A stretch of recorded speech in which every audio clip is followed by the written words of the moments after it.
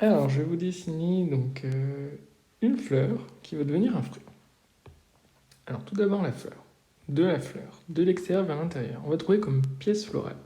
Tout d'abord, les sépales,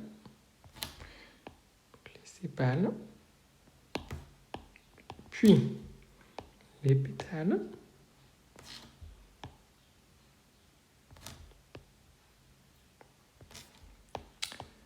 puis après on va arriver donc aux organes reproducteurs. Donc tout d'abord l'organe mâle, l'étamine, qui va se mettre à produire donc du pollen. Produit le pollen. Et au cœur de la fleur, on va trouver l'organe femelle, le pistil. Donc, le pistil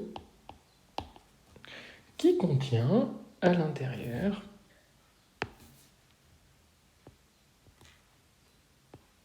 un ovule ou des ovules selon les fleurs. Donc au cours de la pollinisation, du pollen va être déposé sur le stigmate du pistil. Ce pollen va se mettre à germer, va descendre dans le style et va féconder l'ovule à l'intérieur de l'ovaire.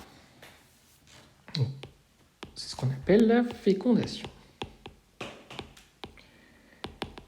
Donc la fleur va changer après fécondation.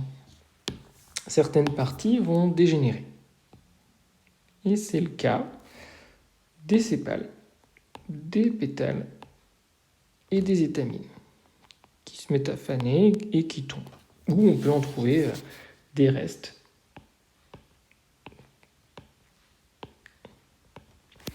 Au contraire, le pistil va se mettre à se développer, se mettre à grossir, va changer, il va se mettre à mûrir même, changer de couleur, il va devenir charnu, donc il y a par exemple des cerises, et on va parler de fruits.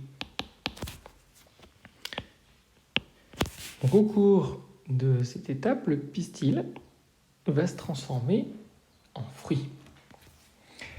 Et l'ovule va aussi se transformer, et on va le retrouver à l'intérieur des cerises sous forme d'un noyau.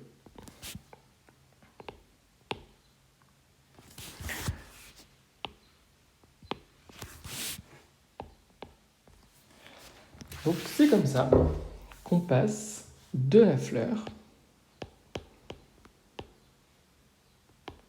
au fruit,